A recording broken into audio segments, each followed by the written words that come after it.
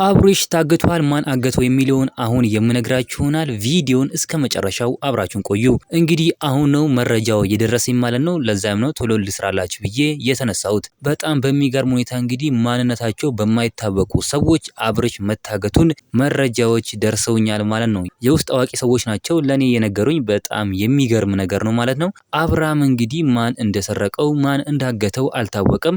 በከፋ ዘመን እንግዲህ አብርሃም ታግቷል ማለት ነው። ማንነቱ አልታወቀም። እነ ሩታም እንግዲህ እያጣሩ ይገኛሉ። ሄርሜላ ቡዜ ዳኒ ብለው እያጣሩ ይገኛሉ ማለት ነው። ፖሊስ ጣቢያ ሄዳ ቡዜ አመልክታለች።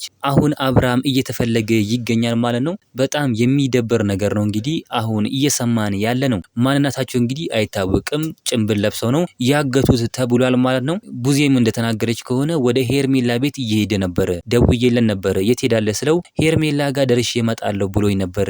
ደግሜ ስደውልለት ስልኩ አያነሳም። ሰዎቹ አንስተው ታግቷል ብር አምጪ ምናምን እያሉኝ ነው ብላ ተናግራለች ቡዜ ማለት ነው። በጣም የሚደበር ነገር ነው። በጣም የሚደበር ነገር ነው እንግዲህ እየተደረገ ያለው። እውነት ለመናገር ከሆነ ይሄ ትክክልም አግባብም አይደለም። ሰው ማገት ጥሩ ነገር አይደለም ማለት ነው። ፖሊሶችም በጣም እየፈለጓቸው ይገኛሉ ማለት ነው። በጣም የሚገርም ነገር ነው እንግዲህ አብርሃም ላይ የደረሰበት። እኔም ቶሎ መረጃዎችን የማደርሳችሁ ይሆናል። ለዚህ ቻናል አዲስ ከሆናችሁ ሰብስክራይብ አድርጉ። ኮሜንት ላይ የፈለጋችሁትን ነገር መጻፍ ትችላላችሁ። በሌላ ቪዲዮ እስከምንገናኝ በያላችሁበት የዓለም ዳርቻ ሰላማችሁ ብዝት ይበልልኝ። ደህና ሁኑልኝ።